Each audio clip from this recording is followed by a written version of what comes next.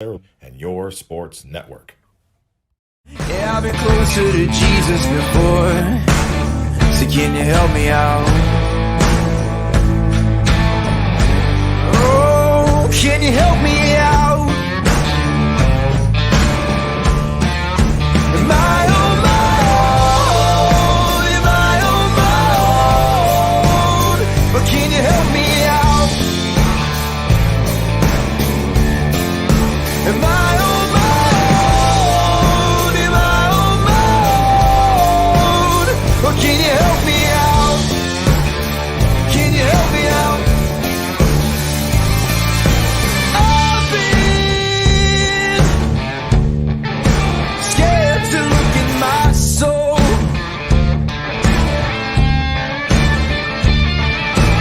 I've been afraid I would follow the road. Yeah, afraid of the things I've been told. I'll tell you, Ty, there are some days where that intro really gets me jazzed for the show. It's a Tuesday edition of Running Point, brought to you by Greenwood Chevrolet in Austintown. And we are here on Tuesday, and the comments, oh man, I blanked for a minute. The comments are brought to you by Boardman Mitsubishi, whether you're on Facebook, YouTube, Twitter, or Twitch. We would love to hear from you. We got a packed show today. Angelina Rotuno from Muni Volleyball has 1,000 career assists. She'll be joining us at 12:10, so in just a minute. Also, Baird Brothers Big Dog of the Valley winner Stephen Marr joining us at 1:20 from West Branch Football. It's going to be a fun show. We're also going to announce the next nominees for Big Dogs of the Valley, and we'll break down each of their weeks and try to get those votes as high as possible by the end of the show. That's always our challenge to YSN Nation, and to see how many votes they can get between when we talk about it and the end of the show. So we'll have a vote tally there. And Ty, what are you feeling like on a Tuesday afternoon? Yeah, I mean, it's looking real good for this upcoming Friday as we just get excited further into football season, further into volleyball season, playoffs around the corner. It's getting exciting. Yeah, and you know, we can't wait to talk to Angelina Rotuno. I mean, there were so many milestones in the last week or so. She's one of them. 1,000 career assists for Muni. Remember, 2 years ago, she was a libero for Muni, and then she just kind of nudged into a setting spot because that's what the team needed. And obviously, she is very successful as a setter as well.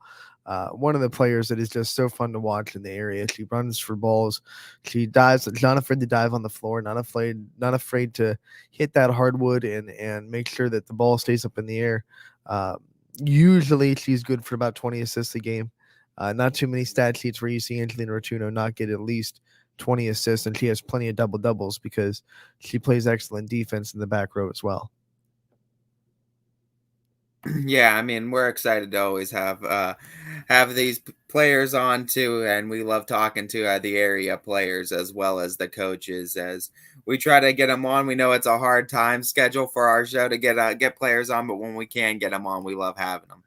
Well, I remember when we talked to Coach Ferrando maybe a week ago or so, she brought out that during this stretch where Muni was missing so many players, Angelina Rotuno's importance to that team was just, it was indescribable, really, to have a core leadership there, someone that could keep that team together when they were missing, I believe, 3 starters and then a freshman replacement that was going to start. So they're all back, and Muni's looking like they're starting to get their footing again. But during that span, Angelina Rotuno, one of the most important players of the program. Yeah, and I mean what we're seeing too from Muni is they play their hard schedules and they try to gear themselves up too. So she's going to be a big part of when they make that playoff push going forward. Big plus to getting 1,000 assists. They also do it in a win. She got the win over Springfield during that game last week. So it's always a plus when you can get it, and then you can also get that team goal of the win that night. The only thing that could have made it better for her, I'm sure, is if she was able to do it at Cardinal Mooney. Instead, she did it at Springfield. But, beggars can't be choosers. I think 2 out of 3 in the checklist would be fine. Yeah, not many people get to get all 3 too and have it staged perfectly. So you take 2 out of 3. We had another milestone hit last night as well. Sarah Lowe, head coach of Beaver Local Volleyball, got her 200th career win with the win for the Beavers, and we'll have her on the show on Thursday at 12 o'clock. But I mean, we've already had Coach Lowe on the show before.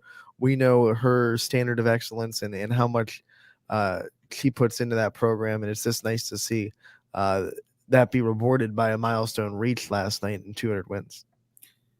Yeah, absolutely. And I mean, we already know Coach Lowe, what she does for the program to a Beaver local, as she has built a very solid foundation from the ground up too. And I mean, it's one of the best for a reason. So we can add that, I guess, to Milestone Monday, because we talked yesterday about Milestone Monday. We had 5 over the weekend, and then on Monday, we had another one. So I'm gonna count it. It's my rules. I'm gonna count it. That's 6 on a Monday. 6 milestones on Milestone Monday. Yeah, it's a good day then for Milestone Monday. Man, what are we calling Tuesday then? Like, if Monday is Milestone Monday, we got to come up with that's still pending names right for now. every day, right? Yeah. Oh man, I don't know. We'll think of something. Yeah, pending to be determined. TBT. One of the other things that happened last night, and we'll talk a little bit more about it in depth, but as we get ready to welcome a guest, Crestview had a 37 set streak snapped against Brookfield. Brookfield was able to win the 3rd set in that match and snap that set streak. They hadn't lost a set in the MVAC all season. They lost 2 sets to East Liverpool back on August 28th, and they hadn't lost a set since. And, even though the Warriors weren't able to get the win, no moral victories, but at the same time, they can say we put ourselves forward and got a set against a team that hadn't lost a set in the conference all year. Yeah, absolutely. And what we're seeing too is they're able to really push through even then adversity as well. So I mean, you could see when they do have their letdowns, they're able to respond. So it's a huge thing to show for Crestview, I think. I talked to Coach Auer after the game, and one of the things she said was, "Oh man, it just felt so good to see the team bounce back from losing a set because they hadn't in so long."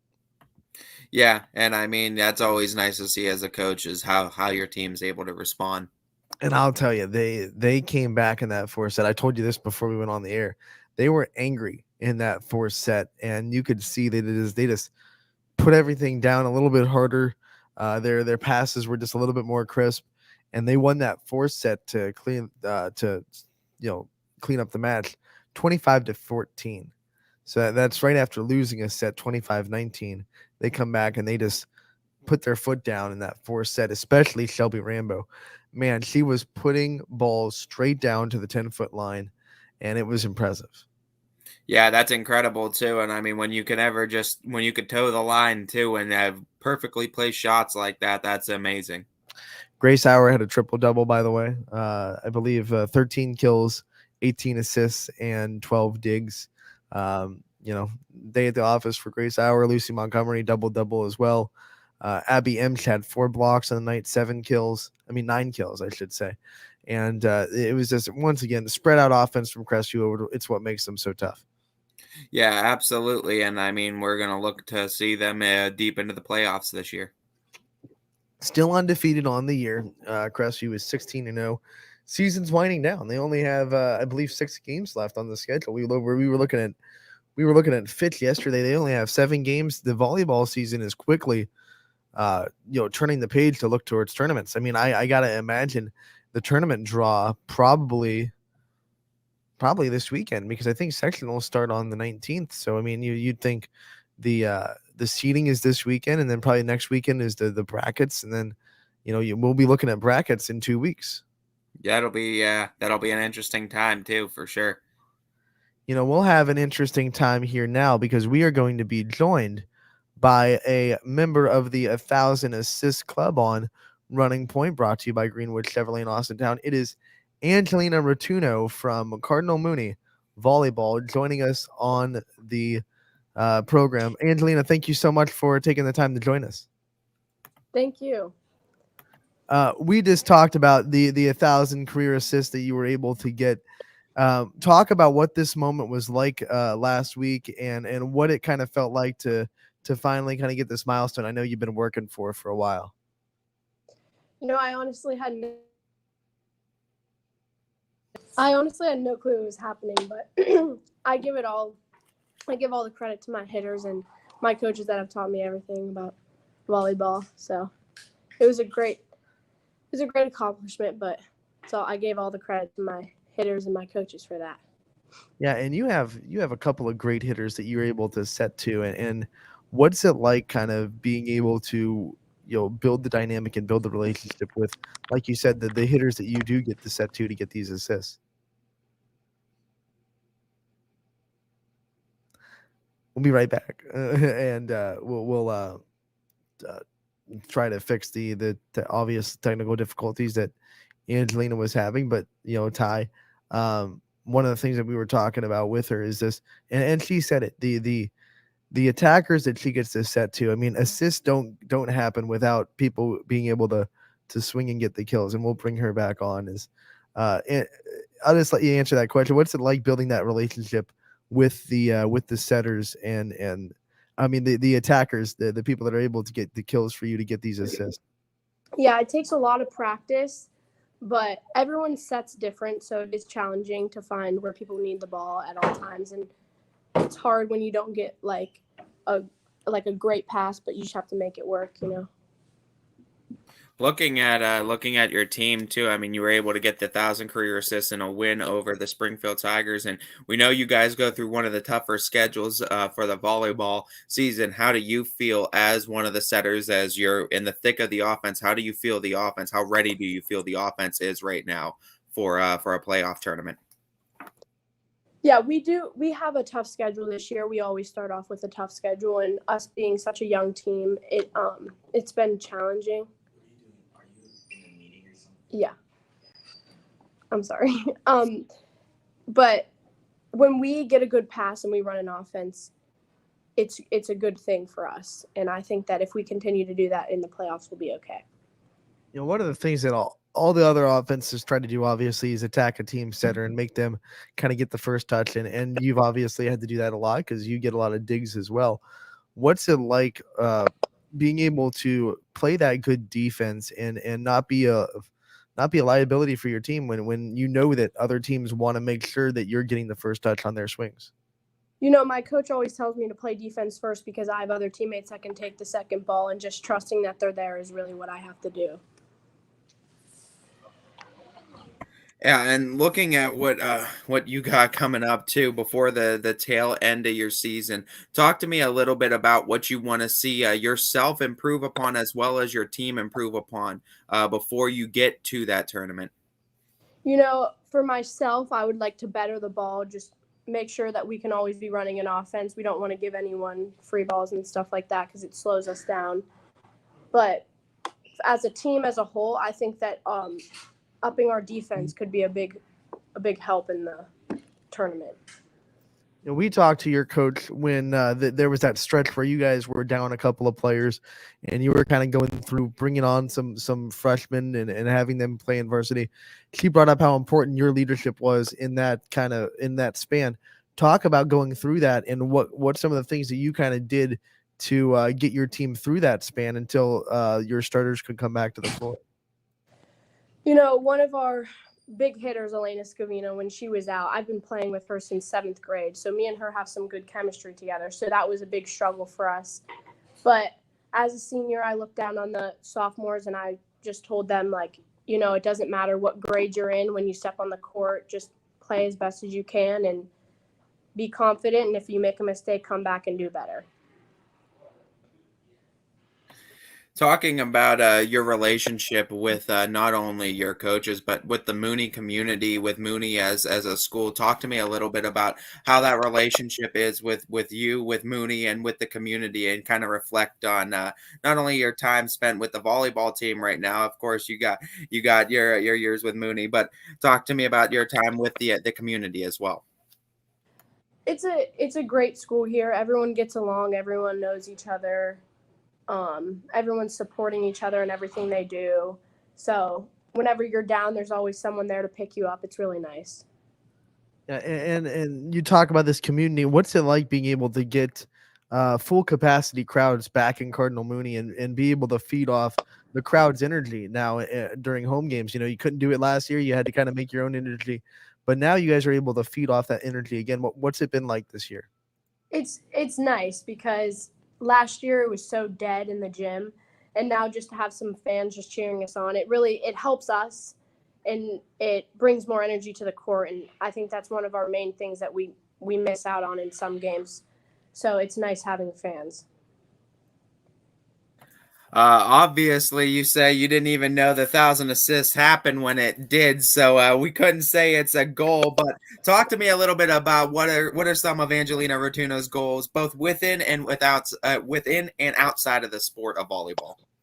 I want to be a leader on and off the court at all times. I think that's one of a good quality to have as a person, and I always work hard in everything I do and just do my best wherever I am. How would you define your leadership quality? Because I've seen you play quite a bit, and I imagine you're a lead by example kind of person, because you've obviously proven you're not afraid to go after balls on the floor or whatever it may be. But what about the vocal leadership and how you're able to kind of bring people onto the floor and build them up? Talk about some of the qualities you bring to that aspect of leading. I always especially to the underclassmen, because I've been in their position before. I know what it feels like to make a mistake in a varsity game, and it's very frustrating at times, and you get in your head easily. So I always just tell them, watch the ball into your platform, or stay lower on defense and come forward, or just simply don't get in your head and just come back stronger and make a better pass or swing harder, just something to do something different than what you just made a mistake on. Out of all the coaches you've had, is there a certain motto or a certain thing that they told you maybe years ago that is starting to come up now that you're getting a little bit older and getting further in the sport of volleyball, that you're starting to realize, man, they were right all along? Well, my dad always coached me in AAU basketball, and he always said defense wins games, and he's not wrong. You can be a testament to that. I want to give you the chance to kind of shout out your support system and the people like your dad who have been there for you throughout the years and have just helped you along this journey where you're at now. Yeah, I for sure want to thank my dad. He's always pushed me to be my best and work hard, and my entire family has always been so supportive of everything I've done, and I appreciate that. And my coach Cece has taught me everything I know about volleyball, and she's one of my biggest role models. I would say Coach McKenzie and Coach Tony have also been there to correct me on my mistakes and make me a better player on and off the court too. Yeah, and I guess overall, my final question for you too. We look at everything that you've done. Great accomplishments already too, and we know this season's not done, and I'm sure you guys will have a lot to say during the playoffs. But what has been your favorite thing about playing volleyball for Muni High School? I just love when volleyball season comes around. It is just pure happiness. We always have fun. Whether we're winning or losing, we try to make the best out of it, and we're close as a team, and we create this strong bond together, and I just think that's what makes it fun. My final question for you, obviously we've been talking about the athlete portion of you all this time, but you're also a student, and what have been some of your favorite subjects, and what are kind of your interests as you go into the college aspects, things you want to do in the future, and things that you want to study? I do love math, and I love English and language arts and stuff like that. But when I further my career, I would like to do something in either exercise science or nursing. I haven't really decided yet. I gotta stop, because you're one of the first people that I've ever heard that likes both English and math, and they're both pretty good at both, because usually people are either they're heavy on the math and then they kind of push away the English, or they're heavy on the English and push away the math. Is there one that you kind of had to work a little bit more at, or have you just kind of excelled at both of them? I definitely have to work more at math, but I'm better at English and reading and stuff like that. All right, Angelina, thank you so much for taking the time to join us today. I know it's kind of the middle of a school day. We thank you for taking the time. Have a great rest of the day, and we'll see you again real soon. Thank you so much. Angelina Rotuno, the setter for Cardinal Mooney Volleyball, joining us on Running Point, brought to you by Greenwood Chevrolet in Austintown.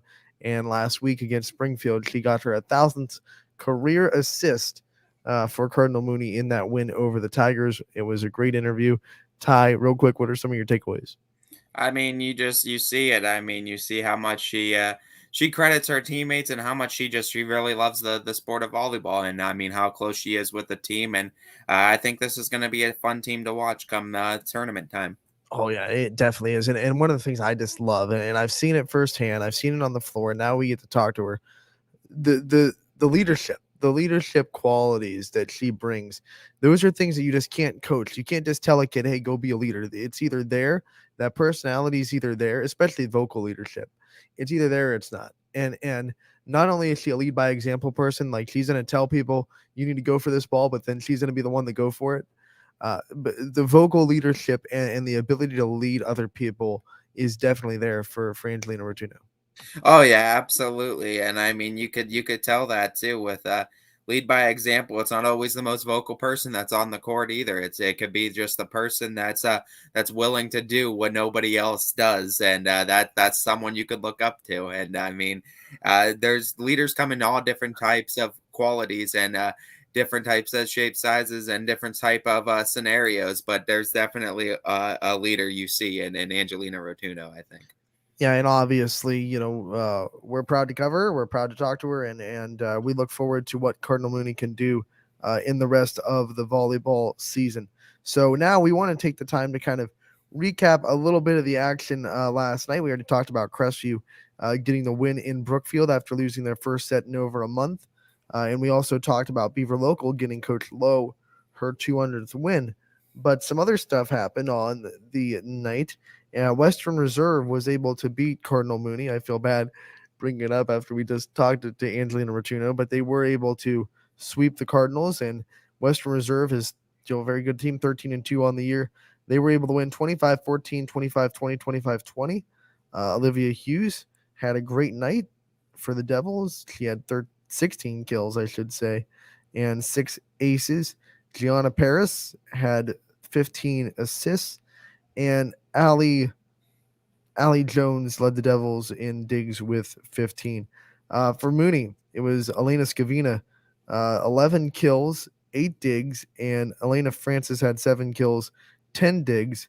Angelina Rotuno, who we just talked to, had 21 assists. Western Reserve will host Middle Ridge tonight. I'll be there for that one, so that one will be on ysnlive.com. Mooney will stay home to host East Palestine on Wednesday. So that's a volleyball score for you there. We also had Lisbon getting the win over Malvern, and this is the 4th win of the year for Lisbon. They were able to win in 4 sets, 25-16, 22-25, 25-20, 25-16. Eliza Baker, every time I look at Lisbon stats, she's one of the leaders of the team. 14 kills, 14 digs, double-double for her. She also finished with 6 aces. Brooklyn Cousins set up the offense, 26 assists for her. Lisbon will be in action tonight. They will travel to East Palestine, so they'll try to get back into EOAC play. Had some soccer action last night as well. Springfield gets the win over Crestview. They are 5-1-1 in the MVAC and 7-1-1 overall. Grace Venturella and Ava Vetlion both had goals for the Tigers. Brianna Holt had 2 assists, and Caitlin Capelli captured, 16 saves. So a good night in the net for her. And then Springfield will go to host champion on October 4th. Canfield, their girls soccer team, wins the AAC this year. They get the win last night to secure it over Howland. It was a defensive struggle. They win 1-0, and the goal was scored by Ali Malinki, and you look at Sabrina Goodrich, she got the assist. Canfield outshot Howland 14-7. Howland's goalkeeper, Jillian McMurray, had 10 saves. Canfield will host Poland on Saturday. Howland will host Boardman on Wednesday, October 13th. So a little bit of a break for Howland. That's 2 weeks from tomorrow, if I'm not mistaken, October 13th. No? Yes. Yeah. No. Probably, yeah. Wait a minute. I have to look at this is embarrassing. 29th is tomorrow. Yeah, it's 2 weeks. Okay. I thought so. Never second guess myself. Make a mental note. So Howland off for almost 2 weeks, as they will wait until the 13th to get back in action. Boardman, they celebrated their seniors on senior night. They got the win over Warren Harding 4-2. Scoring goals for the Spartans was Sarah Blasco, Ashley Harding, and Morgan Ock. You look at the Spartans' assists, they were credited to Blasco and Ava Freeborough. Boardman will be in action Wednesday. They host Austin Town Fitch. Yeah, that should be an exciting matchup too. Anytime Boardman and Fitch are together, we know it's going to be fun. And even though the AAC isn't on the line, still a lot of momentum to be had before soccer tournament play gets underway. South Range got the big win over Hubbard 7-2 on the night. And Gabby Lamparty, she is starting to, was dealing a little bit with some soreness at the beginning of the season. But man, she's starting to light things up. 3 goals for the Raiders on the night. Devin Sauerwein had a pair of goals, and Abby McCabe and Sydney Pennick also had goals as well.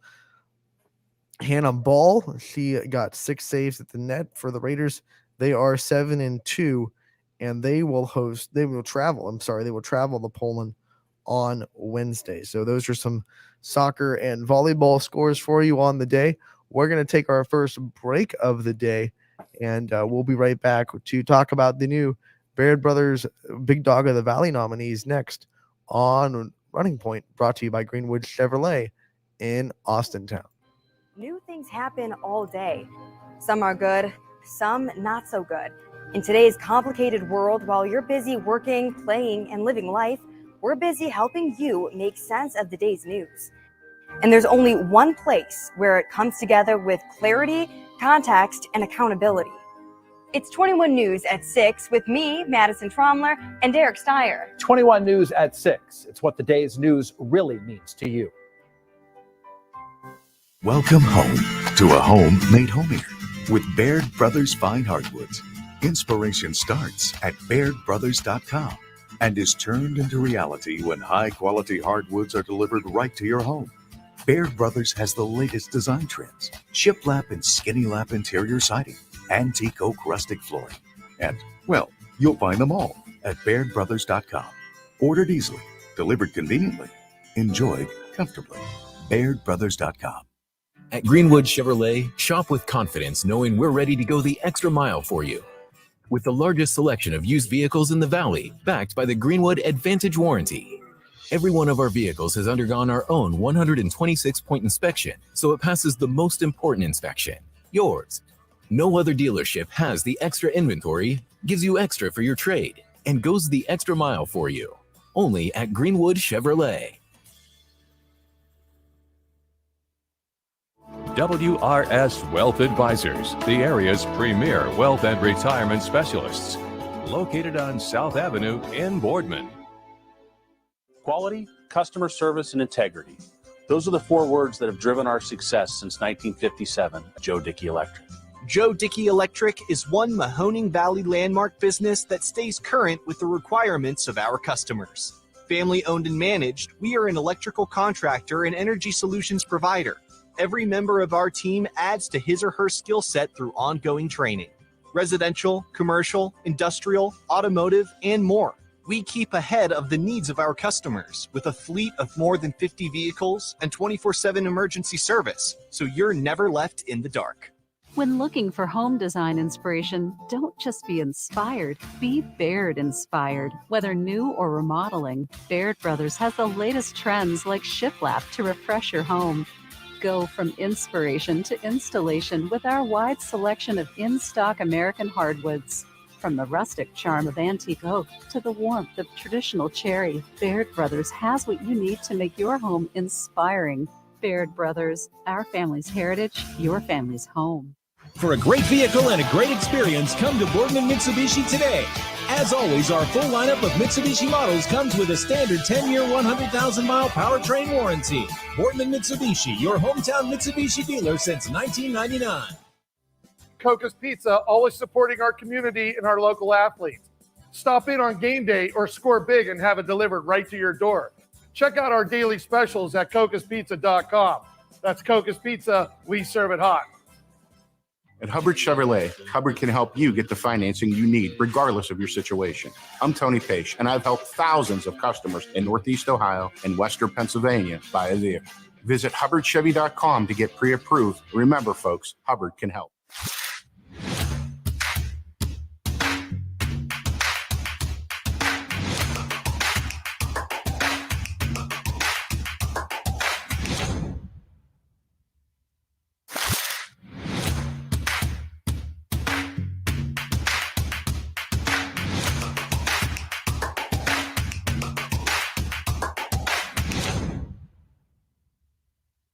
You're not waiting to see what the world has in store for you. It's more about what you have in store for the world. All you need is the opportunity. All you need are the resources of a large university and the advantages of a personalized academic setting, where you can experience new worlds in the arts and sciences, business, and education, and make them your own. We are where you shape your future. We are Youngstown State University, and proud. Welcome back to the Tuesday edition of Running Point, brought to you by Greenwood Chevrolet in Austintown. Reminder that they go the extra mile for you, and if you are in the car buying state of life, make sure to head over to our friends at Greenwood Chevrolet. No one will take care of you better. Comment section also brought to you by another good friend that will take care of your car needs in Boardman Mitsubishi. And whether you're watching on Facebook, YouTube, Twitter, or Twitch, we would love to hear from you, and we want to hear kind of some shout outs from these players that we're about to talk about that are a part of our next Big Dogs of the Valley nominee.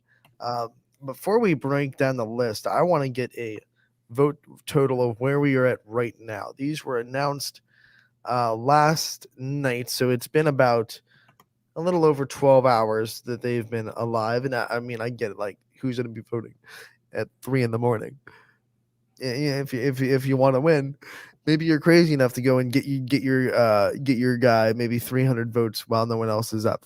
We wouldn't say no to it. We wouldn't suggest it if you have to work in the morning, but hey, sometimes you got to make sacrifices for your team to win. We're already over 18,000 right now combined. Over 19,000 combined votes right now. You spoiled it. I was getting there. I did. I didn't say how many in each one. I said 19,000 combined votes, which is already pretty close to topping what I think we did last week, which I think they're doing a great job already. They're off to a hot start today. Well, 11,814 total votes for volleyball and 7,674 total votes for football. So since they've been doing so good in the last 12 hours, I think we could set the bar kind of high for today, right? I mean, that's fair. I think right now, what are we at? We're at 19,000, about 500. I think we could definitely see 20,000 by the end of the show. 20,000 by the end of the show. 20,000 combined votes by the end of the show between both of them. We're calling you out, YSN Nation. That's about 500, I think. A little bit over 500. We just gave you 2 just to get the numbers, so there you go. Yeah. We gave you 2, so you get the other 498 for us, all right? Looking at it, too, and I mean, you have some great communities. I guess the volleyball fans must have been on vacation or something last week. I know. They took a little bit of a break, but they're coming back strong and hard this week. Yeah, they are. I think last week was the first week that football beat volleyball. It was. And I mean, you want to talk competition. I mean, volleyball was on top for the first 2 weeks. And I think, it's 2-1. Volleyball did edge out football. We won't give out the final numbers on that, but volleyball did end up edging out football, I think, the first 2 weeks in votes. Absolutely, they did. And let's talk about these football nominees first. And, some people we've seen before, some new comers. And I think the first one is, we have 2 from the same game. from different teams, which I think this is a testament to how good that game was and how evenly matched it was. Matt Woomer from the Howland Tigers, who ran really well against West Branch, one of the reasons that Howland was so close to pulling off that upset, and he continues to be kind of the linchpin of that Howland Tiger offense. Really good running back, maybe a running back that's not talked about enough in this area. I know we have a lot of good ones, but he's kind of putting that team on his back, especially the weeks before this one when he was almost their whole offense. Yeah, absolutely. And I mean, he's going to be one of those guys going forward that I think he's going to be a huge factor in what makes Howland good enough to make the playoffs or not. And I mean, they're going to have to kind of lean on him for offense. But I mean, he really showed up against one of Division IV's best in West Branch. He did. And you know what? Credit his offensive line as well. I mean, we've talked about Howland's size, not just in depth, but their literal size. Their offensive line gives him a lot of work, but he's shifty. I've seen him very patient at the line of scrimmage. You know, he waits for his holes, and then his acceleration speed when he's, you know, I hate to say it, he reminds me a little bit of the Le'Veon Bell running style, where you're kind of sitting there at the line of scrimmage, you're waiting for a second, and then you see a hole pop in and you just take it. He does that a lot for Howland. I feel like I've seen multiple plays on the audible call where Woomer gets the ball and he's just kind of sitting, popping, and then a hole breaks and he's just boom, the acceleration's right there through the hole.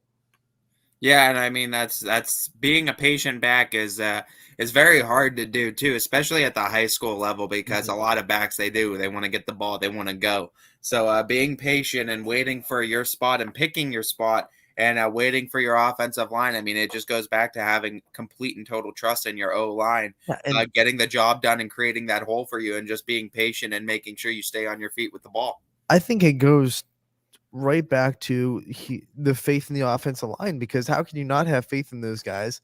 They're probably one of the bigger offensive lines in the area. They block really well. They've always had really good run blocking in Howland. I feel like it's one of the totems of their program, if you would say, is how their offensive line blocks really well, and they continue to, and they're opening up holes for him. He's taking care of the ball. I don't believe he's fumbled too many times this season. So not only is he a hard runner, he's quick. He makes the right reads through the holes, and he takes care of the football.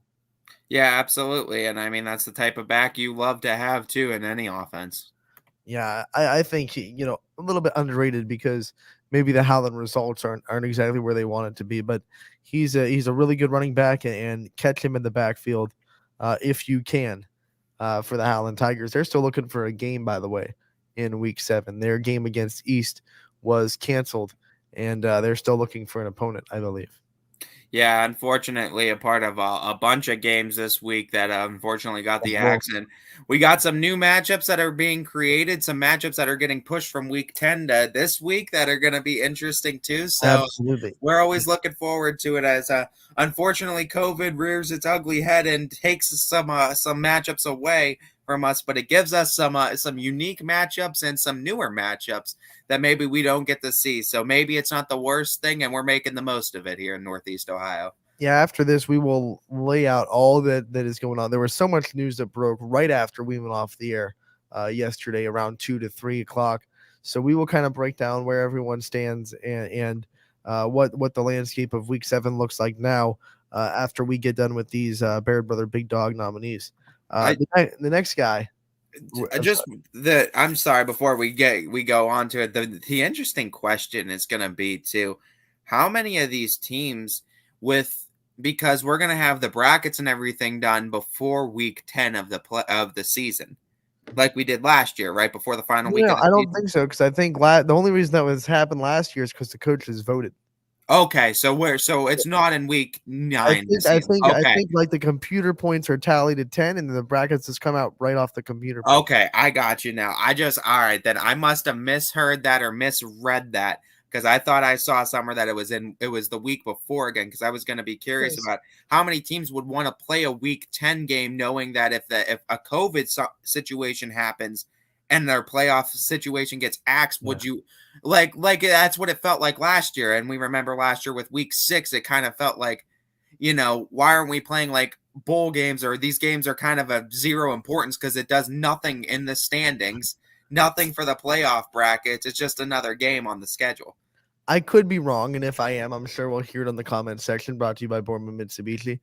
But I think that week 10, you finish week 10, computer points are final, and the brackets are almost automatic off the computer. And then they roll them out. That's how I figured it would be. That's the smart way to do it. That's the way that makes the most sense. But maybe I don't know. Maybe I misread something somewhere. I thought I saw something on that, but I wanted to clarify that before. And remember, they couldn't do it last year that way because last year the coaches had to vote on the seeding. Yeah. So the coaches voted. They had seeds 1 through 26. And then, the coaches got to decide what bracket they wanted. I was just going to say, I hope that didn't carry over from last year because we had a whole year now to talk about a way to make this a lot better than last year. I understand last year we were kind of just flying by the seat of our pants saying, let's try to figure something out. That could be your situation that you brought up could be a very reality in volleyball and soccer, the sports that we get the brackets before the end of the season. Well, that's what I was going to take it into because I was going to ask about the football and then I wanted to transition into the other sports where it's all wide open. That's going to be interesting to see how many teams too this is going to affect and how many teams are going to say, maybe we don't want to play the end of the. Maybe that's why we see some of these teams not scheduling games at the end of the season. It could be a blessing that some of these teams have that week off before the bracket, so there is almost no chance that you get a external COVID outbreak before playoffs start. Tournaments. Yeah, and I mean, it might be a strategy, but we could continue now with our Baird Brothers player of the game. Just a thought I wanted to bring up and discuss real quick. Hey, you know what? Running Point, we're liable to go on random tangents, and if you can't handle it, then why you tune in? It's one of the things that you watch for, right? Our random tangents. We love it. We're back on track though. The next guy in the football nominees, he doesn't need any introduction. He's been on the list before. Bo Brungard, Springfield, had an incredible week against McDonald. Continues to do incredible things. He's verbaled the Youngstown State now, so we can say that. And a lot of good things going for Bo Brungard and the Springfield Tigers. They look like a completely different offense since week 2 when they struggled against Brookfield. Yeah, I mean, honestly, does there really anything else need to be said about Bo Brungard? I mean, what he's been able to do with not only the Springfield Tigers these last 2-3 years now has been absolutely incredible. His verbal commitment to YSU. I love the fact that he's staying in the area and we get to see him for a few more years too, up close and personal. But I think this is one of those guys where what he does on the field says enough about him. And I mean, if you don't know his name, I don't think you've been paying attention to high school football because Springfield has made it to the big dance the last 2 years. No. They're primed to do it a third time now. And he's been a huge integral part of it. And, I think this year, again, proving that not only is he a phenomenal talent, he can do all these things. I think this year he needed to be coached a little bit after week 2. And obviously we're seeing him take that stuff that Coach Guerrero was telling him and improve because we saw weeks 1 and 2, and obviously it's almost a brand new offensive line. There are a lot of new guys in spots, but there were times in that South Range game and times in that Brookfield game where you could tell he didn't I don't want to say he didn't trust, but his body didn't trust that he had the time, even sometimes when he would have had an extra second to stay in the pocket or whatever. His legs were escaping before he had to behind that offensive line. He was playing a little bit of 1-on-11 sometimes in weeks 1 and 2. He took the coaching. I'm sure Coach Guerrero, who is a great coach, just got his 100th win this week, obviously for a reason. Had the film sessions, brought him in, said, hey, these guys are in the spot. We put them in for a reason. They're going to work at it. They're going to be a unit. Trust your offensive line and trust your feet and just, stay in there for just another second, make the throws. And he's starting to do that a lot better weeks 3, 4, 5, and 6. I think the trust between his offensive line and him has grown from week 1 to now. And I think that has to do with him being very coachable as a player. And that's one of the intangibles we talk about that is going to make him excel at the next level because a lot of kids have so much D1 talent coming out of high school, but some of the things that trips them up is, they can't be coached at that level. Bo Brungard is proving that even now as a senior, as one of the prolific players, as one of the guys that is talked about at end in the area media, he's still able to take in coaching and improve his game, watch the film. And I think that's a big move for Bo. if you want to know any athlete that always makes it to the next level, the biggest key, they always want to get better. You Right. never are satisfied with where you're at. You're never satisfied with, oh, I'm good enough. I don't know. There's never good enough in your mind. You always think you can get better. And I mean, that's the biggest thing. Listening to the great minds of the sport around you and being able to utilize that and utilize that information, understand it, grasp it, and then perform it then on the field and truly start making yourself better and improving football IQ, improving awareness, all those intangibles that come along with it too, along with just the pure athleticism that comes along with it. If you're able to take those coachings and be a smart football player as well as an athletic one, those are the keys of how you could keep making it to the next level up. And also, no one talks about his defense, and it needs talked about because I think if you're looking at it, he'll be an asset if YSU decides to put him at the defensive backfield in instead of the quarterback. But either way they go, his defense isn't talked about, obviously, because he puts up the offensive numbers. But what he does back there in the defensive backfield in the secondary, not just once again, it goes past his ability, his leadership back there. You need to be able to communicate as his secondary. He does it well. I've seen him many times, especially at Louisville game. A lot of times on fourth down, Louisville would just chuck it deep and say, this is as good as a punt, because a lot of high schoolers, their eyes get big and they can't process that. If I knock this ball down, my team gets the ball where he threw it. And if I get the interception, then it's a punt, basically. And a lot of high school kids just, their eyes get big, they catch the interception, and then all of a sudden it's a punt. Every time Louisville tried that, Bo Brungard would get his hands on it, probably could have picked it off, and just let it fall to the ground, because he knew that knocking the ball down was a smart move in that situation. His offense gets the ball at the line of scrimmage instead of where he picks it off. So it's those little things that just make him such a good football player, the high football IQ on both sides of the football. Yeah, absolutely. And I mean, those are the things you want to see from any type of player that you bring onto a squad. And you can understand why colleges find that appealing too. And when you got a two-way player that's as talented, as athletic, and as smart as he is, it's very, very easy to want to give an offer to someone like that. You can't talk enough about the exceptional player that Bo Brungard is. And it goes, like I said, it goes way past his talent. It just does. He's very talented, but what makes him that next level from, we've seen a lot of talented players in this area, but the next level that Bo Brungard has is just, the smarts, the IQ, the attention to detail, the ability to be coached, a lot of these intangibles that Bo Brungard has that just take him up a step. Yeah, absolutely. And I mean, those are the things you want to see in a player, and he definitely exemplifies that. Next on the list, Devin Carter from LeBray, 179 yards, handful of touchdowns on just 7 carries this week. Unbelievable. When you average 25 plus yards a carry, you're getting on the list. I mean that it's a rule. Yeah. I mean, did a great job too, and as part of why LeBray is so explosive too, and that's why, I mean, the skill players, they really are skillful for a reason. And I mean, breakaway plays and plays where you can get those 50-yard, 40-yard plus big gains and 40-yard plus touchdowns and stuff like that. That's huge. And I mean, he's definitely one of the reasons why LeBray's offense has been and is continuing to be so explosive. Have you been able to see that read option? I mean, I don't know how much LeBray you've been able to watch this year on the Audible call or whatever. The read option for LeBray with Aiden Stevens and Devin Carter is it's lethal. Because one, Aiden Stevens does a great job of reading whoever their key is. And then they have a great chemistry. They never have a bad mesh point in that read option. They never kind of pull the ball out late and drop it. It's just, it's a phenomenal read option play that they run, and it's one of the reasons why Devin Carter is so successful, because he has a dynamic quarterback right behind him that is just as much as a threat with his legs as he is. So people have to try to take away both, and whatever Aiden Stevens says this is going to be what they're taking away, he makes the right read and goes the other way.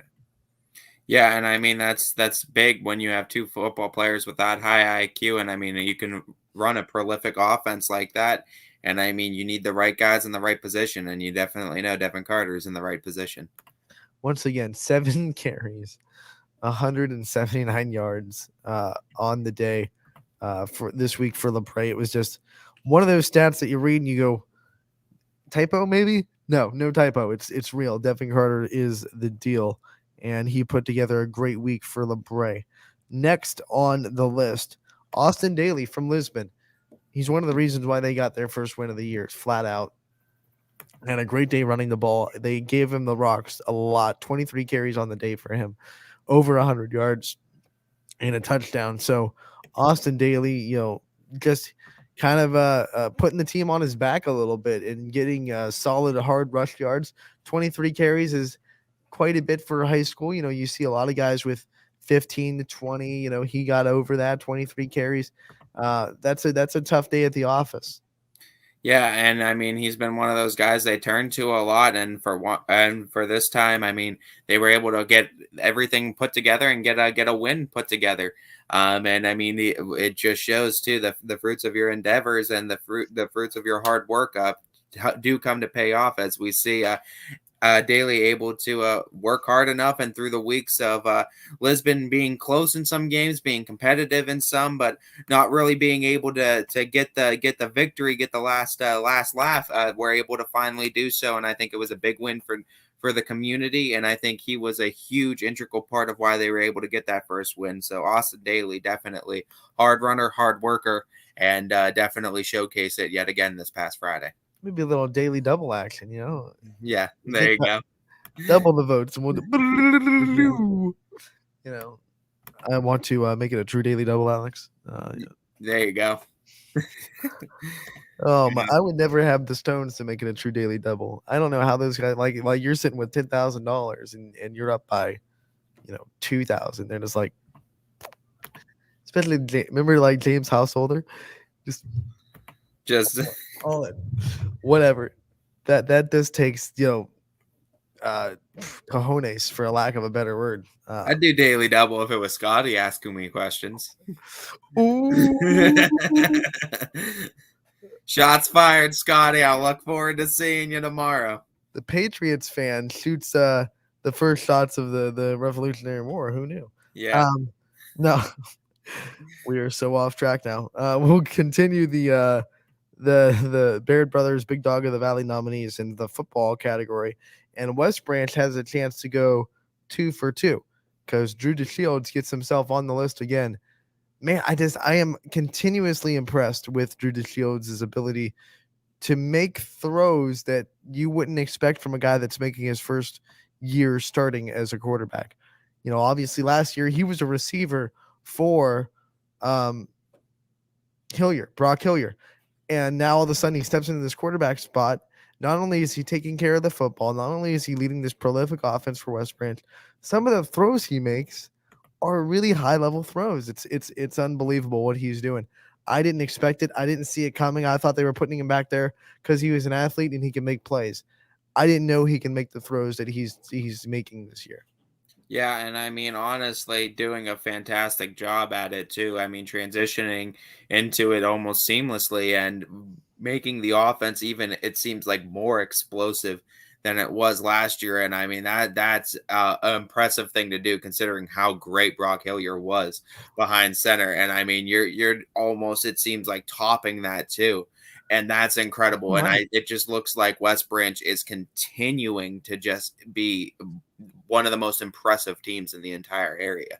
Like, I'd have to do some digging and see what Brock Hillier's numbers were last year. Obviously prolific, and he went on to play at the next level for a reason. But I kind of want to see what his numbers were compared to where Drew DeShields is now.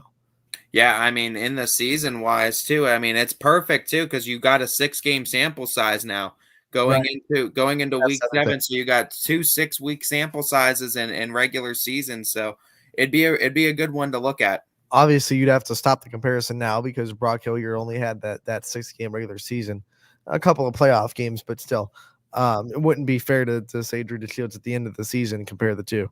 But man, I just like last week, not in week 6, but in week 5, he's on the run to his right, going towards the sideline, and he just turns his body, makes a great throw down the field. I think maybe 30 or 40 yards on the money, on the run, on the sideline. When I saw that, I was like, it's incredible. I mean, he has great improvising skills, and it just seems like he won't go down, and he bleeds the play out till its last second, and that's one of those skills that not many quarterbacks have and can do it so well. But he's been able to step into it and do it so well. That play on the sidelines proves that he always has his eyes downfield. He's not looking to run. He's not looking to run after his first progression is covered or whatever. He ran, he escaped some pressure, but he kept his eyes downfield and made a 50-yard throw on the run. Yeah, and that's incredible too that he was able to do that. And I mean, look for more of that too. I mean, it's not over yet for Drew DeShields, and I think he's got a lot more things to say before the end of the season is over. Yeah, and he's got a great wide receiver target as well in Jackson Hendershot. We can't let that go by the wayside. One of those dynamic duos we talked about last week when we talk about receivers and quarterbacks. He's got a pretty good one that he gets to throw to in Jackson Hendershot. Last but not least, on the Big Dogs of the Valley nominees, brought to you by Baird Brothers for football, Drew DeShields' hard rival and a team that they're looking, to collide with in Week 10, Jackson Johnson from Salem, and he makes another appearance on this list as well. Yeah, and Jackson Johnson really does it all. And I mean, we already saw what he was able to do last week and what he's able to do. Looks like coming up as well. I mean, Jackson Johnson, that team looks focused now after that loss to Alliance. Yeah, and I think that you brought it up. I think that is one of the eye-opening experiences about Jackson Johnson, because he did not have his best game against Alliance, turned the ball over a couple of times. And, a lot of quarterbacks, they're young, these guys are still high school age kids. Like, you can't forget that. They would kind of take, 2 or 3 weeks to kind of get over that. But, he came out the very next week, and you could say it was against Minerva or whatever. He came out focused. He did his job. He executed it well, ran the game plan, had a great week behind center, probably had a great week of practice, and just kind of put that Alliance game in his back pocket and said, it happened. Nothing I can do about it except go execute in Minerva. That's maturity from Jackson Johnson right there. Yeah, absolutely. And I must say, too, before we get into it any further, YS Nation already showed up. We've crossed 20,000 already in the vote threshold, and we got another hour to go in the show. So they're already showing up in the vote department. Well, what do we do now? We're going to have to up the total, right? You got to keep upping it. It was 20,000. That was 500, right? Yeah, about 500. We could go 21,000, or we could go 22,000 and be a little bit ambitious. Let's just go up the next level. Like, we gave him 500. Let's say 1,000. Let's say another 1,000. Let's say 21,000 by the end of the show. But we are stoked, YSN Nation, that you were able to go from 19.5 to 20 in about a half an hour. I have high hopes for them. I'd say they could get to 2,000. I'm feeling a little panic at the disco right now. I got really high hopes. Yeah, I'm thinking 22,000 by the end of the show. I think they got this. We'll see. They'll see it. Maybe they'll be in a range between 1,000. Anthony's saying 1,000. I'm setting the bar a little bit higher at 2,000.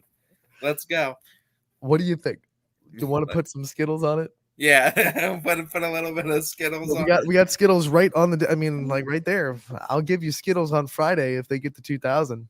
If they get to 2,000, yeah, let's do it. All right. Well, you'll get some Skittles. Okay. So Jackson Johnson back to his maturity level and being able to respond after not having the best game of his life. It wasn't horrible. It's not like he went out and just scrubbed it against Alliance. They still had a chance to win in overtime. It wasn't his best, but he's able to wash it from his mind, have a great week of practice, go out and execute this game plan against Minerva. And, you can, naysayers can say, well, it was Minerva. Everyone, I don't care. After a game like that, being able to go through a week of practice, execute a game plan, and really lead your team, it's impressive.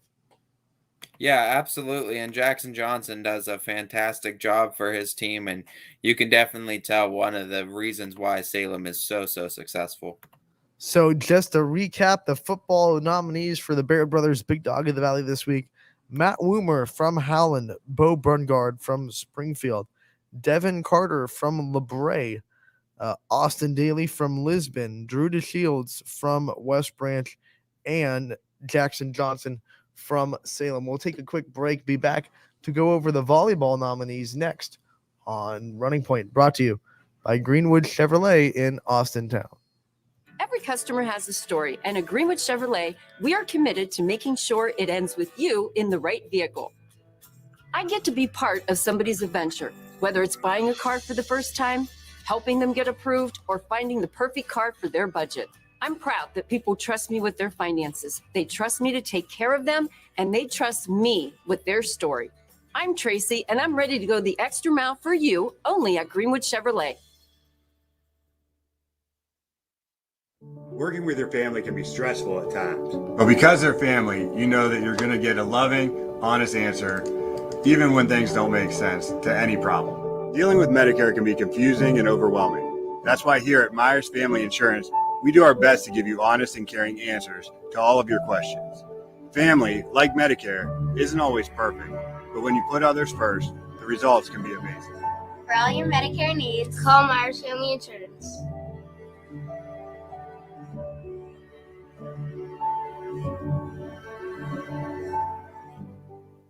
It's storm season. I think we're under the gun for some heavy storms over the next couple of hours. And Storm Tracker 21 is ready. This is probably the one we're keeping a closer eye on. On air.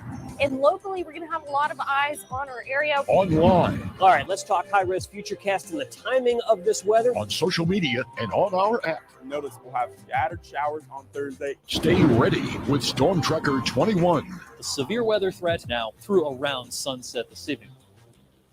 Hi, this is Tommy Clem, owner of WRS Insurance Solutions. WRS Insurance Solutions is a local independent agency that specializes in life, Medicare, long-term care, and disability products. Call us at 330-953-3722 or visit us at wrsinsuranceSolutions.com to learn more. Good luck to all the student athletes in the Valley. Hi, I'm Colin Chupa. And I'm Kelsey Clem from K-Squared Marketing.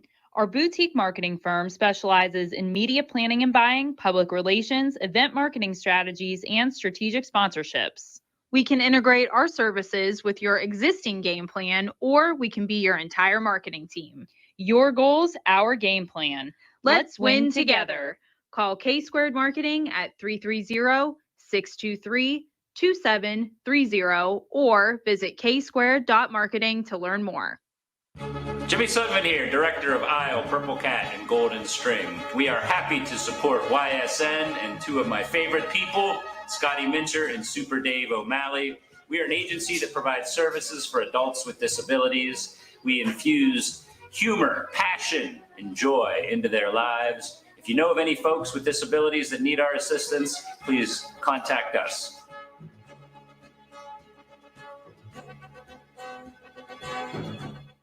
Your teams work hard and give it all they've got. Well, so does ours, because 21 Sports and YSN give you extra effort when covering local sports. 21 Sports and YSN, winning coverage of our Valley's teams.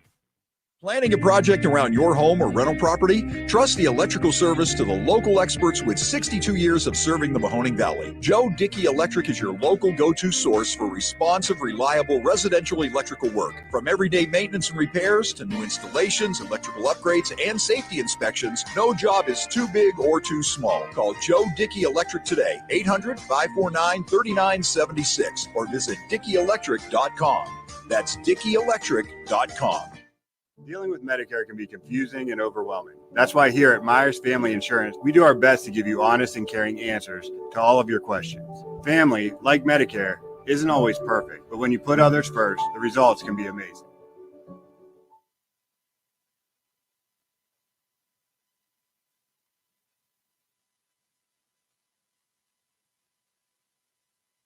Welcome back to Running Point on ysnlive.com, brought to you by Greenwood Chevrolet in Austintown. Anthony Hartwig alongside Ty Bartell as we kind of just went over the football nominees for Baird Brothers Big Dog of the Valley. And in that time, YSN Nation showed up, man. They got what was it? They got from 19.5 to 20,000, just like that in about a half an hour. So we're calling you.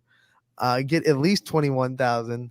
I said before the 22. show. Anthony's saying 21. And if you get 22, then Ty gets some Skittles on Friday, and we'll give him some Skittles on the show. So, hey, let's do it, right? Yeah. I think YSN. Anthony believes in you, and I believe in you a little bit more. Oh, okay. Okay. I'll take it. Whatever. Let's go over the volleyball nominees of Baird Brothers Big Dog of the Valley. And it's a lot of big names and some new representative as far as teams getting on the list for the first time. And we'll start with Riley Choi from Salem, one of the leaders of the Quakers. She hits well, she plays good defense, and she gets on for the Quakers in this Baird Brothers Big Dog of the Valley at week 4. Is that what, am I right? Yep. Riley Choi, one of the leaders of the Salem Quakers, getting on the list for the first time this season. Yeah, and I mean Salem obviously having successful seasons as well too, but I mean Riley Choi, one of those players too. You see her name popping up a lot too. It seems like every story we see about Salem, it seems like Riley Choi is being mentioned. Yeah, and she's been a mainstay too. It's not like she just popped onto the scene this year. She's been doing her thing for multiple years with that program, and it's kind of nice to see her get some recognition now with the nominee of Baird Brothers Big Dog of the Valley. Yeah, absolutely, and we know the Salem community is strong backing of their players, so we'll see how well they show up this week. And we talked to Coach Costal on the show before.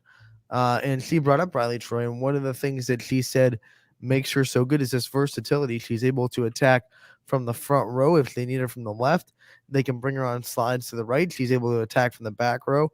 She's able to get digs in the back row, so she's not a liability back there on defense. It's things like that make her a player. I believe a full rotation player. Last time I saw them, at least. One of the things that makes Coach Costal be able to trust her to be a full rotation player. You got to be versatile, and Riley Choi is absolutely that for the Quakers. Yeah, absolutely. And I mean, you love that versatility if you're any type of coach. So obviously what she's able to do is what's so integral part is an integral part, I should say, of Salem's success. 125 kills on the year for Riley Choi, which is impressive. But then, like I said, you go to her digs, and she's also got 193 digs on the year. So almost 200 digs, 125 kills. She leads the team in kills. And I believe that's got to be close to the team lead in digs. She's second on the team in digs. So leading the team in kills, second on the team in digs, it just proves the point. She's a very versatile volleyball player, able to be a great defender in the back row. She can swing pretty well from the back row. And then obviously one of the people that you really have to watch out for when she gets up to the front row is an outside hitter. Yeah, absolutely. And I mean, she's one of those players that, I mean, no matter where she is on the court, you got to keep your eye on her. And next after her, a girl that is once again always on the stat sheet. Every time you talk about Columbiana, it's Julia Rapp leading the team in kills this year. And in a season where they have new defense, new setter, new middle blocker, Julia Rapp has been one of the mainstays and one of the attackers that this new setting group of Columbiana can go to. Her and Troy Long have both been kind of pulling the reins for Columbiana this year on the volleyball court. Yeah, absolutely. And Julia Rapp, one of those big names for Columbiana, and one of the reasons why Columbiana is having a good season. And you say it all the time. She's always in the box score. She's always in the stat sheet. She fills it up. And she's a very, very good player for the Clippers. And, you can't look past her leadership ability. Like I said, there are a lot of new faces on this Columbiana team stepping up big. And one of the reasons is because Julia Rapp and Tori Long don't want to discredit both of them, but they're both returning starters and they're both pulling people along and getting them ready for the standard of volleyball that varsity kind of entails. And without that, they probably wouldn't be as successful as they are this year. Yeah, absolutely. And you got to really credit too, like we say, it's not always about what you do on the court. What you do off the court can be just as important. It's really funny that sometimes these shows take themes that we don't really expect. And this one, it's been leadership today. We've been talking to leaders all day. We talked to Angelina Rotuno. We talked about Bro Bungard. We talked about Drew DeShields. This really versatile leaders in this area, and Julia Rapp is another one. Yeah, absolutely, 100%. And I mean, what we see too is one of those just leaders, those returning players, those players that do it all on the court and lead by example, and that's exactly what she does. The next big dog of the Valley nominee on the list, brought to you by Baird Brothers, and we love our partnership with Baird Brothers, and it is Sydney Mercer from West Branch. I got a chance to watch her play last week, and she is the absolute go-to hitter for West Branch. She leads them in kills.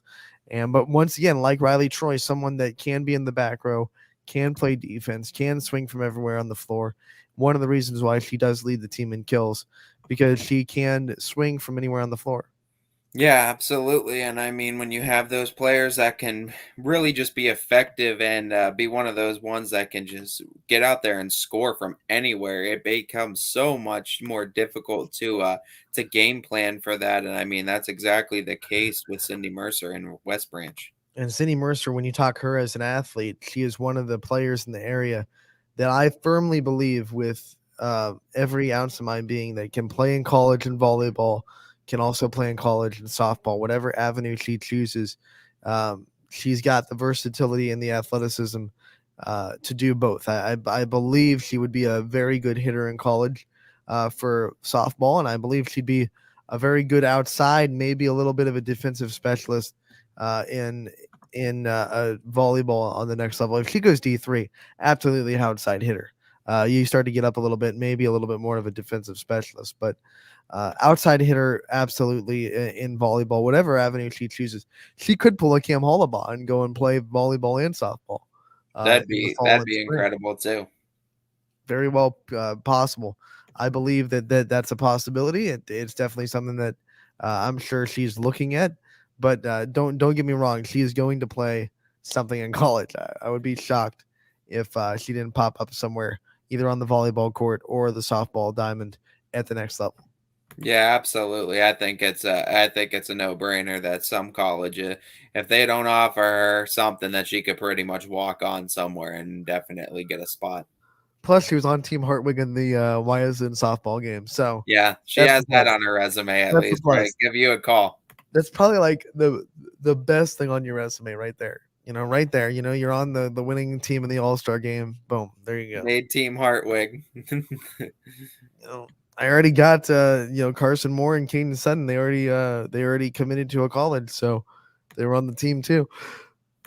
That's incredible. There you go. There you go. The MJ shrug.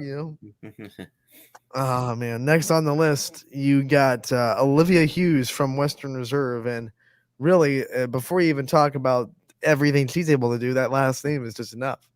I mean, we know what the Hughes family in volleyball has been entailed to at Western Reserve. That's Division I college talent just by the name. Aaliyah Hughes had a great career at YSU. Her sister Alexa also went to YSU to play volleyball. Olivia Hughes going into her sophomore season at Western Reserve and really already impressing. She started last year as a freshman, getting better this year as a sophomore. Expecting great things from Olivia this year, the rest of the year, and the next 2 years at Western Reserve. Yeah, we fully expect her to continue to get better as she's just going to continue to impress. I feel like everyone that she comes across too, and she just keeps getting better each and every week. And I think that's the biggest thing about her. She continues to get better. We talk about the DeShields family a lot. What about this Hughes family? I mean, Aaliyah now coaching in Poland as the volleyball coach for the second year now. She'll be assisting the basketball team with Nick Blanche. And look at that. And then, obviously the college career that Aaliyah had. And now Olivia's coming up in her sophomore season at Western Reserve. It's a pretty strong volleyball and really a basketball family. Yeah, absolutely. I mean, two very, very great families with two schools. As you can see, the legacies they left behind definitely up there. So it'll be fun to watch Olivia the rest of the season. I'll be able to watch her tonight because Western Reserve hosting Middle Ridge tonight on ysnlive.com. I'll be there on the call, so don't forget to tune into that. We'll We'll mention that again at the end of the show to make sure you guys are ready. Next on the list, Sophia Foster from East Palestine. She's been doing a lot of good things for the Bulldogs this year. Another player that I had the privilege to call a game where DJ sees her a lot. He calls a lot of East Palestine games. And I think the best thing about Foster, by the way, is her serving. She is one of the more dangerous servers in the area, very accurate and a very good server. I think, if I'm not mistaken, the record for most serves in a game for East Palestine this year. That's incredible too, and I mean, what East Palestine's been able to do in the EOAC is pretty impressive as well. But East Palestine, one of those teams that's always competitive, and of course, DJ knows her very well. And I mean, of course, she does everything on the court. She's one of those players that is you just really like to have on the volleyball court and on your team because of what she's able to do. And when you come from a family like Tony Foster, we're talking about families now. Yeah, Tony, we know all about Tony Foster and what he's able to do for East Palestine, and DJ can't speak highly enough about him. I can't speak highly enough about him. He was my government teacher for about 3 months at South Range. He was our first guest on this new era of Running Point in the studio too. So the Foster family, another great one, and that's kind of one of the other overarching themes of the show today as we talk about families in the area. Maybe that should have been our fan question of the day. What best family in sports right now in high school sports? Best athletic high school families that you've been a part of. I know Springfield has the Schulers. They were a thorn in the my team's side for a long time. South Range also Schuler. They have the Naples on the girls' side. They have a lot of great families. When your small schools like a lot of our schools are, you're gonna have families come through your system. It's just an inevitability. Yeah, absolutely. And I mean, when you get those families that come through, you might have those ones that have really multi-talented athletes and multi sports too. So I mean, sometimes it's the same sport with two brothers or two sisters, or sometimes there's a sister and a brother that dominate. The Leskovacs have been doing it. Alyssa Leskovac still up pitch. And so I mean, they're all over the place. In South Range girls basketball between 2009 actually and 2016, so that's 7 seasons. Someone named Naples wore 23 for their basketball program, whether it be oldest sister, middle sister, youngest sister, dominated that program for about 7 years. So, families are very deep in these small school communities. Yeah, absolutely. And I mean, you see some of them, they last for generations too. And then all of a sudden you see the younger ones pop up like 10 years later and you're like, wait a minute. I thought we were done with this family. They come around again. They'll be around again. Fast, my friend, to pull a lead course. I want to finish these volleyball nominees with, last but not least, as we always have, Anna Reichert from Brookfield. I got a chance to see her play last night against Crestview. Very impressed with her ability to swing at the outside. She leads the team in kills, and she's one of the reasons why Brookfield really successful this year. I believe they're 9-5 on the year. They were obviously the first team to beat Crestview in a set in not over a month, a day short of a month. That Crestview went on that streak, and Brookfield was able to beat them. Anna Reichert, very impressive. Yeah, and I mean, Anna Reichert, one of the reasons why they were able to end Crestview's impressive streak, unfortunately unable to pick up the whole victory, but still, I mean, able to end that impressive streak of Crestview. You're going to get yourself some votes, and you're going to get yourself a spot on there to get some votes. She had a double-double for the Warriors, and one of the premier players of the Warriors team this year, along with, actually, there were a couple other players that had really good nights too. Lauren Singledecker, her sister Logan is the libero, had a great night. Bailey Hackett had a great night at the net with that defense, 3 blocks in the night for her. So Brookfield has a lot of really good pieces there. I was pleasantly surprised by the Warriors and their ability to kind of go toe-to-toe with Crestview. The thing that kind of held them back, and it's because Crestview is so tough, their serve receive is, I think, the one difference in that match, not being able to get in the system enough to get the ball cleanly to those hitters that they have. Yeah, and I mean, that's one of those things that I mean you could hopefully get ironed out before the time of the playoffs start. And I think if they do, I think Brookfield will be just fine. So once again, you were Baird Brothers Big Dogs of the Valley nominees on the volleyball section. Riley Troy from Salem, Julia Rapp from Columbiana, Sydney Mercer from West Branch, Aaliyah Hughes from Western Reserve, Sophia Foster from East Palestine, and Anna Reichert from Brookfield. Get out and vote. Voting is unlimited, and it lasts until Saturday at midnight. And let's just have an update. We were at 21 at the end of. We were at 20 at the end of the football breakdown, and now we're still at 20, a little bit more, 20, 26, about 20,600. So we're getting there. We're getting there. They're showing up. They're showing up big time. We just talked about this week's nominees. We're going to welcome the winner of the football side of things last week, as we have Stephen Mara from West Branch joining the show. Stephen, thank you so much for taking the time to come on. Yep, thank you for having me. It's great to be here. And as we get this interview started, I want to just talk about winning Big Dogs of the Valley, what that means for you to know that the community is behind you, they supported you, and they went out and got the top votes this week to get you this big win. Yeah, West Branch has a great community, and it's really good to know that they have my back, and I'm just trying to do everything I can for them on Friday nights. I know the whole team is, and it's just a good feeling knowing that they really care for us players. I mean, your game historic, obviously, for West Branch. Talk to me about that night. Talk to me about the day before the game. What was your feelings? What were you like going into that game? And as the game started going on, when did you realize you were in the zone? Did you ever realize you were in the zone? And just talk to me. Go through that day for me.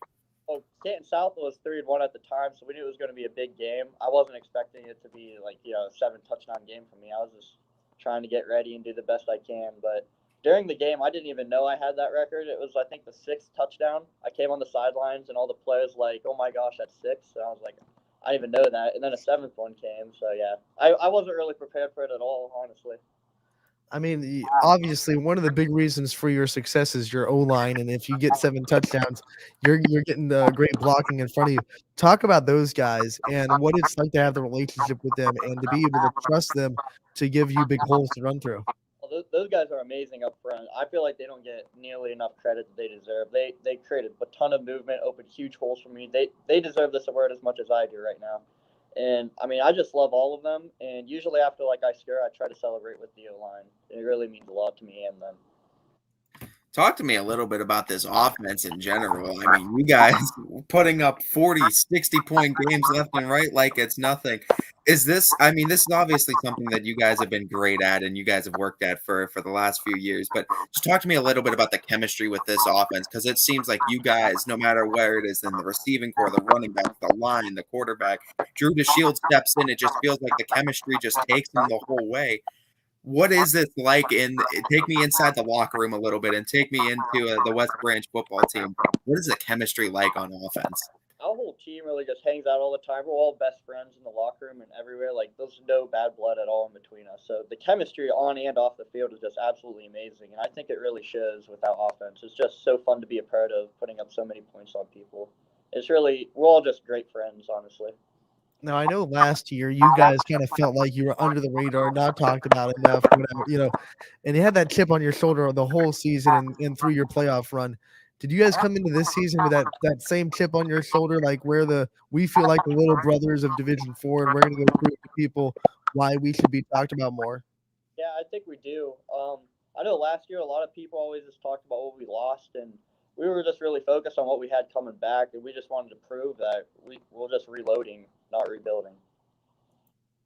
And I mean, I know that reloading type of mentality and that type of mentality of always wanting to get better is always there with all you guys in West Branch. It's hard for people to believe that mentality can exist when you're averaging over 40 a game. But looking at your play and looking at the play of West Branch's offense, how can an offense that's already this great get better? All we got to do is, in the Canton South game, we had a few turnovers. So if we eliminate turnovers, honestly, that's probably the one area that we could fix, even though we don't have many as is. But we just all have to keep pushing and trying to get better every rep so we can be the best we can on each Friday night. This Howland game got close and it got kind of stressful, and you guys get to win by 3. The first time you've really been very close as a final score. What did it mean to this program to kind of prove to yourselves that you can win those close games? And if it were to happen, that you have people that are able to make plays down the stretch in close game situations? I think it was a great test of our character. Like you said, we've had a lot of blowout games, so we finally had a good close test in it. It was a fun game to be a part of, but it was also very stressful. But I think it was a really good game for us to have to go through. Now you got the big dog under your belt. You got a school record under your belt. Some great success you already have in your West Branch football career. What's some of the next goals now for Stephen Mara? I don't really have any personal goals in mind, honestly. I just want to win games as a team and try to make it as far as we can in the playoffs. I have pretty high hopes for this team, and I'm not really focusing on myself anymore. I just want the team to do as good as we can. Now, I'm not going to make you look ahead to the Salem game in Week 10 because that's something that's a big no-no for football players to look ahead. But I do want you to just talk about the rivalry itself, and you've been a part of it for a while.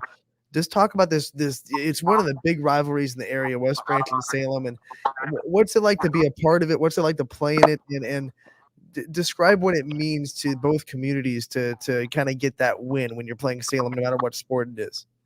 It's such a fun game because the rivalry is so big between the two of us. No other game really matches it. When the season starts, the number one goal is always to beat Salem. So we're always looking ahead to playing Salem, and I can't wait for it this year. It's going to be a fun game. Of course, I won't also talk about the Week 10 matchup with Salem, but I will talk about this next week matchup with Carrollton, another 5-1 team, a team that hasn't lost since Week 1, and a team that just beat Alliance 27-24.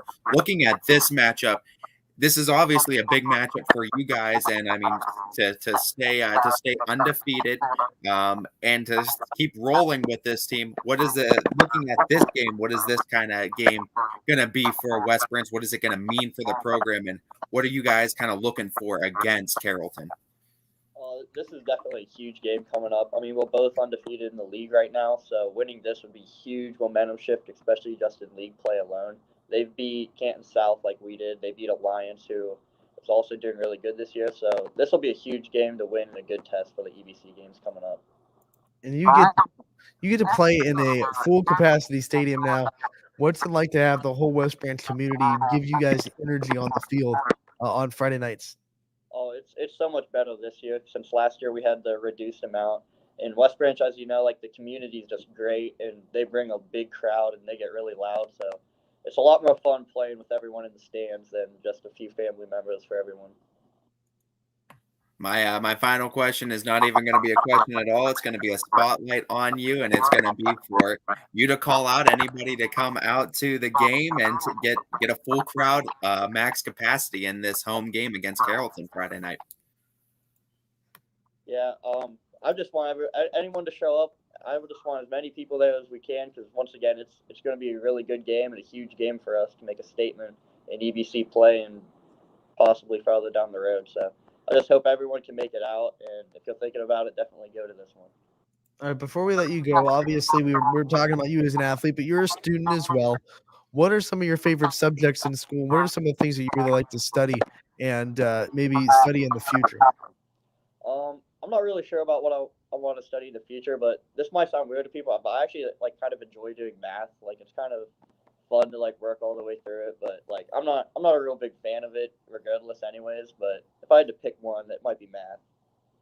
Hey, we love our math people. Math people make the world go round, and they're given a bad rap, but we love them. So Stephen, thank you so much for joining us today.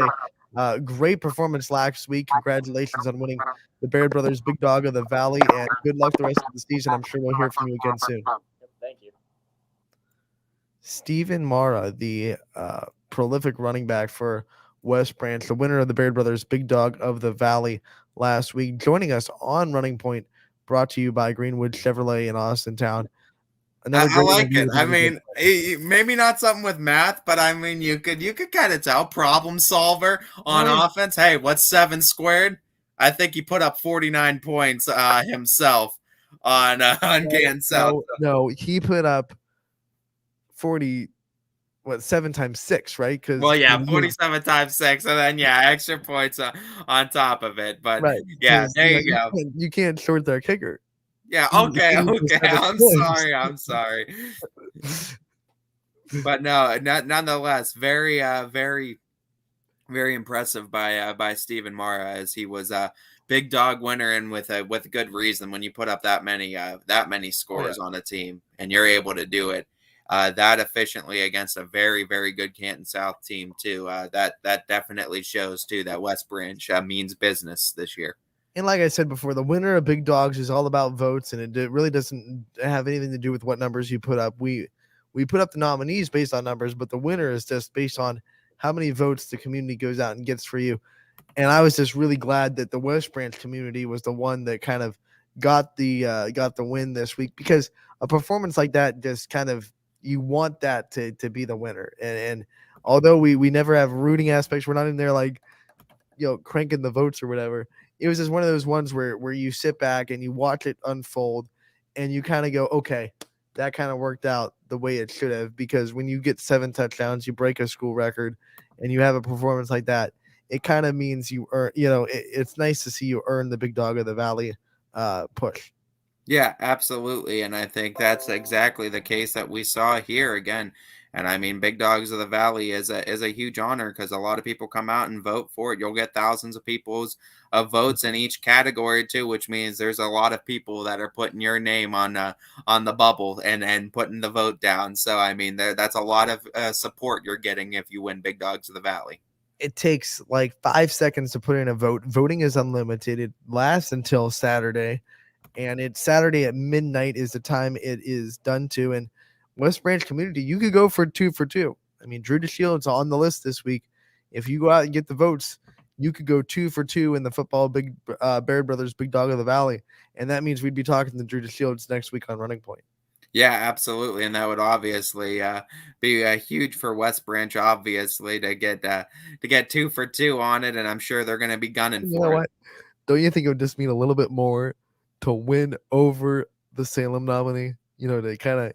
Because there you go. You're gonna build rivalries in the nominees now. I'm just saying, West Branch faithful. There's a Salem player in there. You can't let him win, right? Because that's a big rivalry. And Stephen Mara talked about how big it is. Just saying. Salem, the instigator, Anthony Hartwig Salem community too. Like Salem community, you got to step up. West Branch won last week. They're the big dogs right now. If you're a Quaker out there, dethrone them, man.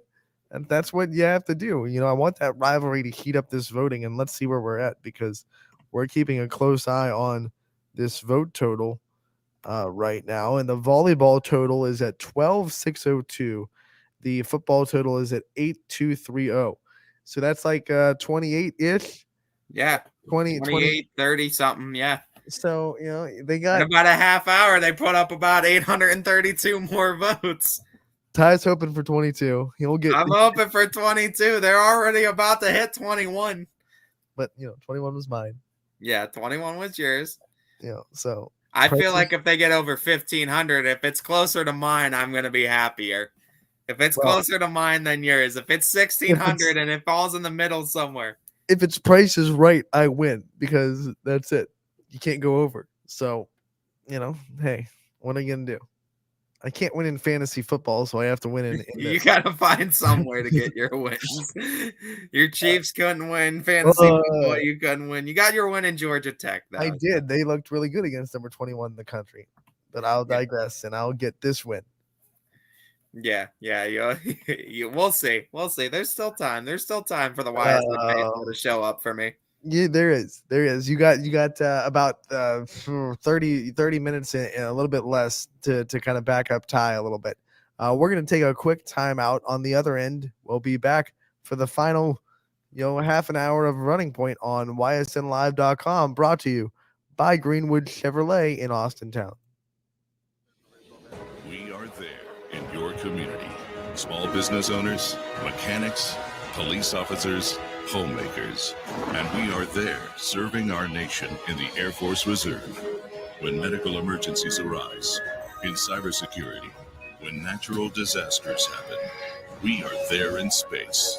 We are Reserve Citizen Airmen, and we are there with over 180 different jobs to serve your country. Air Force Reserve. At Greenwood Chevrolet, shop with confidence knowing we're ready to go the extra mile for you.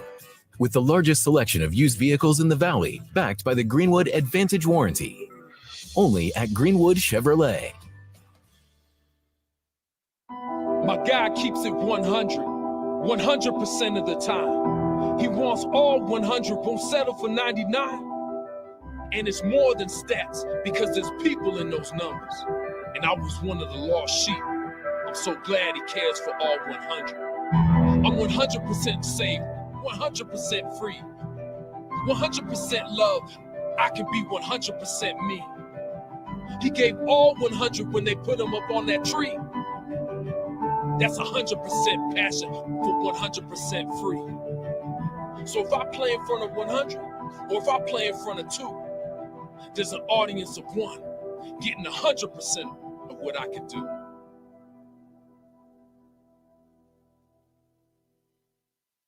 WRS Wealth Advisors is the area's premier wealth and retirement specialist. With our combined 70 years experience, WRS Wealth Advisors is the area's premier wealth and retirement specialist.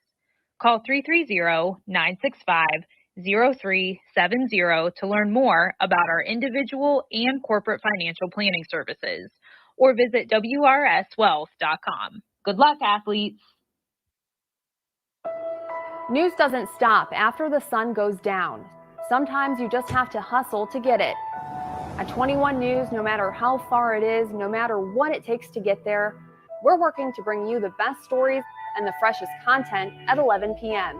with the context and clarity that makes it worth staying up for, no matter what time it is.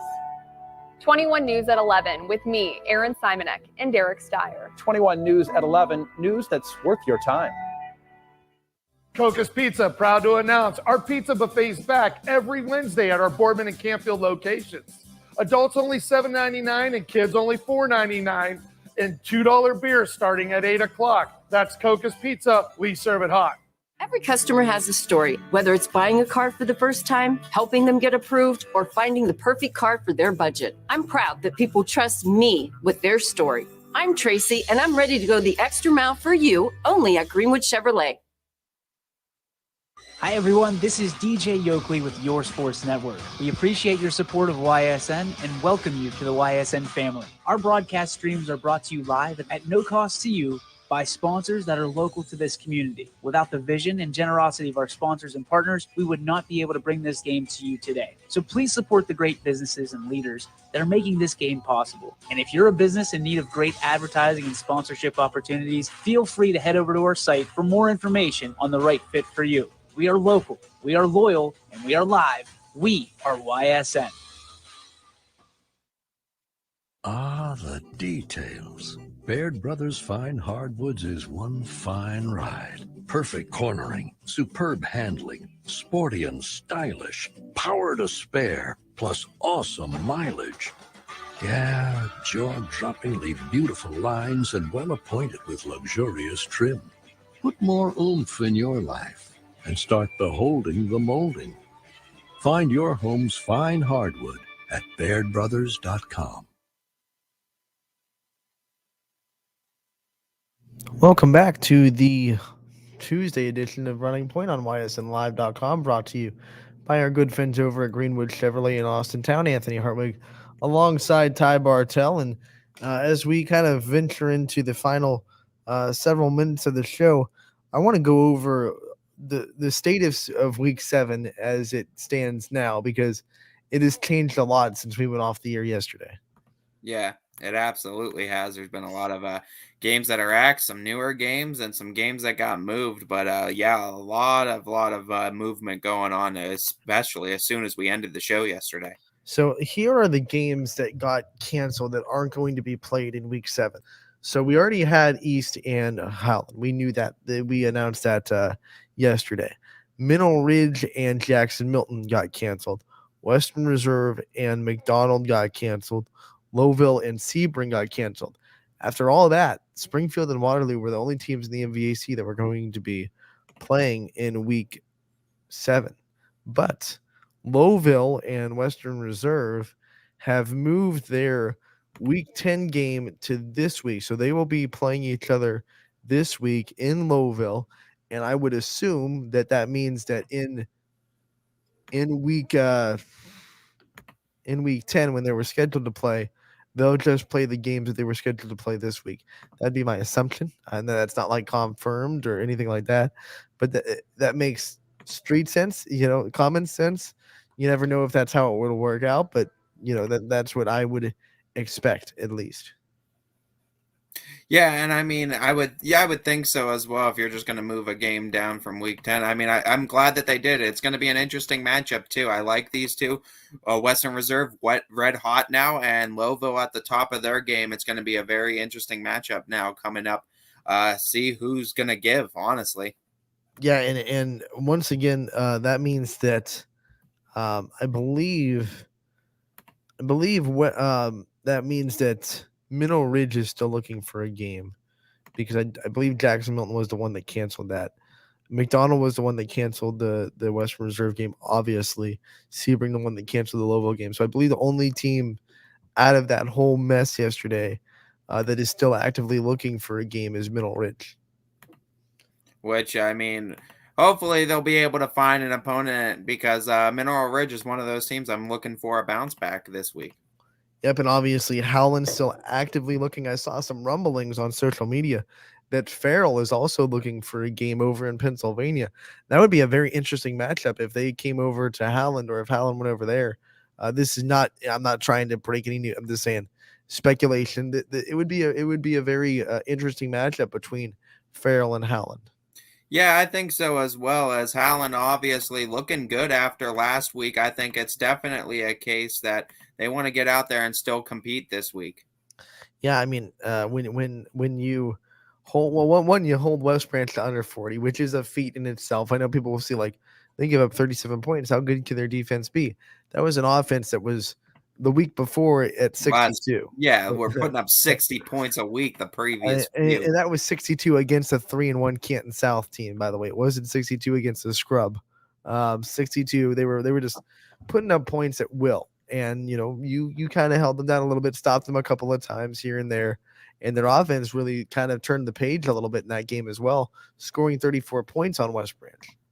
Yeah, absolutely. And I mean, was able to score on West Branch and keep themselves in it, and almost pulled off the win against that West Branch team. But hey, they looked very good too, and they look to continue and keep getting better as the weeks go on, I think. So very much hoping that them and Mineral Ridge will both be able to pick up a game. Stay tuned to ysnlive.com and our social media pages to stay up to date on one, if more games get canceled, which we hope is not the case, but you never know.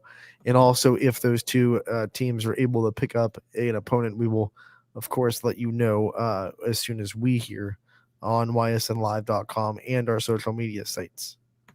Yeah, absolutely. And we're here to update you as we hear things, and we obviously are here too to help teams out if they want to try to find new opponents. We could be the middleman kind of and get you guys in contact with each other. So that being said, let's look at what will be on the network tonight. Volleyball action. There are 4 games on the slate. I will be in Western Reserve. They are hosting Mineral Ridge. This is a big game. Mineral Ridge struggled to start the season. They have found their footing. They beat McDonald, who beat Western Reserve. They kind of spoiled McDonald's, attempt to try to tie up the Blue Devils in the MVAC. And now they're starting to roll a little bit on all cylinders. The Western Reserve swept the first matchup. This one could be a lot different. Yeah, very well could be. And it's going to be interesting to see what adjustments were made from the first matchup to this one now. And this will be Mineral Ridge's first time on YSN Volleyball this year, as we are pleased to kind of scratch them off that list. Also on the network tonight, Lisbon going to East Palestine. It will be Rick the Daley getting the call from Bulldog Nation. The Bulldogs, it's a tough 2 days because they have a hot Lisbon team that's won 2 in a row. And now tomorrow they have Muni. So that'll be a tough 2-game stretch for the Bulldogs. We might learn a lot about East Palestine in the next 2 days. Yeah, absolutely. We'll have to see how East Palestine's able to adjust, honestly. Valley Christian will be going to United. The school will have that one broadcasted. I believe they have the camera set up and they keep the scoreboard, but no announcers for that one. So you can still watch that unfold from United as Valley Christian goes there. Also on the network, our buddy Chris Ziegler stepping up again, getting a Beaver Local game. Brooke is coming to Beaver Local as they are in action again tonight as Coach Lowe going for her 201st career victory as Beaver Local host Brooke, and that will be on ysnlive.com. All first serves approximately 7 o'clock. Of course, depending on what the time of the JV kind of goes like. Some other volleyball games going on around the YSN family tonight. We have Lowville at Waterloo, Hubbard at Poland, Brookfield at LeBray, Champion at Camel, Garrettsville Garfield at Liberty. Crestview is traveling to Newton Falls as well. And then the 4 games that are on the network. As far as soccer goes, mostly boys in action tonight. Actually, all except one boys game tonight. Champion going to Garrettsville Garfield, Crestview going to Brookfield, LeBray going to Waterloo, and then you have Maplewood going to Ursuline, South Range going to Hubbard, Jefferson going to Poland, boys and girls. And it says our schedule says the girls game at 5 and the boys game at 7. The girls game will be broadcasted by the school, and I believe then they'll go to the volleyball game and broadcast that one, if I'm not mistaken, or they could just have soccer. So always go to ysnlive.com/live to check out all the games that'll be on the network that night. So a lot of soccer, a lot of volleyball, and you'll look at it, and once again, if you're a soccer fan, another day where the Storm Tracker 21 forecast looks pretty good for your soccer game. Kickoff is at 7 for most of these games, 64 and sunny. So a little bit cooler than yesterday, but sunny and 64 is a lot better than what we're going to get in about a couple of weeks. So if you want to soak up the warm weather while it's here, make sure to get out to a soccer game. Yeah, absolutely. As we're still continuing to have good weather. Last night, again, was beautiful. Not very many of them left, I feel, as Ohio likes to drop the hammer around this time of the year. So get out there and enjoy it while you can. Yeah, I mean, from 6 to 7, it's going to drop from 70 to 64. And then the low tonight is 52. So, it's dipping. It's dipping a little bit, but we're still getting warm afternoons and fairly comfortable evenings. And it's a great night for soccer in the Valley. So if you're a soccer fan, go out and see your soccer teams. And if you're a volleyball fan, there's plenty of volleyball out there too. Yeah, absolutely. All around the area, actually. So be sure to check it out. Yep. And we want to thank our guests today, Angelina Rotuno and Stephen Mara, for coming on the show, as we have a couple of more minutes, but we want to thank them both before we head out. And tomorrow on the show, Penny DeShields will join us at 12:45, and we get our first chance to really talk to a member of that family. Penny DeShields got her a milestone, as the theme of this week ends up being milestone. She got a milestone last week, 300th career win with the volleyball program. We'll talk to her about West Branch. We can also talk about Sydney Mercer a little bit and why she deserves to maybe win that big dog of the Valley, maybe get people in West Branch Nation to go out and vote for Miss Mercer, as we talk to Penny DeShields tomorrow at 12:45. Also tomorrow, be in the studio, and once again, he will try as he might to stump Ty. And Ty, you already threw it on the gauntlet a little bit today. Oh, yeah. Always excited to see what Scotty brings to the table. And we'll see if he wants me to make any essays for him again this week, because I'm going to have to start looking in more in depth for some sports studying before Scotty comes on. I think your strategy is just to milk the clock so we can't ask as many questions. Well, when he asks a loaded question like that, it's rather hard to not think for a few seconds. I just call it how I see it, Ty. Sounds like you're milking the clock. Well, tell Scotty to make a single answer question. It has one answer, not a 5-parter or something like that. Scotty comes in with like, name every catcher in the last. That's like he'll tell me to name the whole starting lineup of something. Name or the another roster of the 1978 Indians. Go down their whole roster. I want all members of their If roster. he starts doing that, he's gonna get me every time. I don't think I can start rattling off every single player. I told him he's got to start to get sadistic with these trivia questions, and he'll get you every time. You just got to get really random and really obscure. I'm gonna just have to start studying random. Ty's human, but he's not like a literal IBM Watson that can just pull out the information in a blink of an eye. We'll figure it out. I mean, I just gotta hope to study the same things he brings up, but we'll see what Scotty has. I got some help for him too. I have a if he runs out of time, I got one in the holster. Oh, you're gonna help Scotty try to take me down now. And you're conspiring against me. Us wheelchair people have to stick together a little bit. Yeah, there you go. Gotta take me down. You know what? I have to get some wins because I didn't get any this weekend. So even if I get some wins over you, however you can get them, that's what make you're me looking feel for. better about myself, Ty. That's what teammates are supposed to do. Oh, I'm just here. I'm a comfort. Oh man. You know what? Before we go, let's check one more time these Baird Brothers totals. Big Dog of the Valley as we bring them up, and we're trying to get to. Well, Ty's trying to get to 22,000. I just want to get above 21,000 to see who wins this kind of Price is Right challenge in the Baird Brothers Big Dog of the Valley show. Let's see. The volleyball is totaled at 12,911 right now, and the football total is at 8,365. That means we are above 21 and not at 22 yet. We're getting there. We're getting there. Ty, you're holding on for about 3 minutes. You said, hey, you also said 1,000. We didn't say above or over. I'm just saying, hey, you're the one who said Price is Right standard. If they give above 1,500, 1,501 means I was closer technically in my estimation. You said 2,000.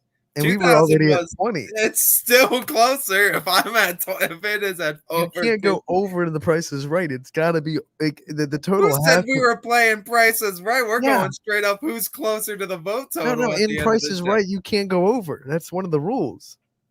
Now we're playing Price is Right? Yeah, that's why those douchebags in Price is Right say $1. I could have come up and said, you said 22. I could have just been like 1. But I wasn't gonna do that. I wasn't gonna pull that card. I was gonna be like 1 vote and then automatically win. As long as they don't get to 22, I win. If I would have said 1. I believe you said 21 first. Yeah, and then you came out and you got. I set the bar high. I set the bar high. That's okay though, because it means that you believed in YSN Nation, and they're going to get to 22. It's just not going to be by, a minute and a half before we end this show.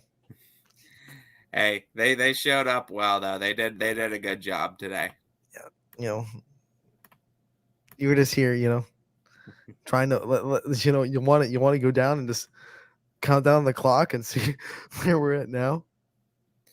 Yeah, well, let's see. Let's see what the total is combined now. In just the last, a minute that we talked, volleyball's gone up 10 votes. I mean, people are out there voting right now because it's at 12,921. Football is at 8,379. So these voting numbers are going up. Because I feel like I'm on the CNN presidential election show breaking down the vote totals. You'll see in this neck of the woods right here that we're seeing a lot of votes in the Trumbull County area. As they're showing up. Like I said, man, they show up and they show up well. Man. What was that guy's name that did the presidential elections votes for the TV broadcast? And he got the pizzazz and he's trying to make it interesting, and you're just sitting there like, dude, it's vote totals. It's never going to be interesting. And it's just the same thing on repeat. Right. That's what 8,379 and 12,921 right now. And, we got to get out of here because we have the Casual Sports Podcast coming up from 2 to 3, and then the Power Hour coming up from 3 to 4. And then if that doesn't get you through the day, go to ysnlive.com/live and check out what games we have on the network tonight. For Anthony Hartwig and Ty Bartell, we're taking a 22-hour break tomorrow. Penny DeShields and Scotty Mincher come back to join us 12 to 2 tomorrow. Till then, bye, everybody.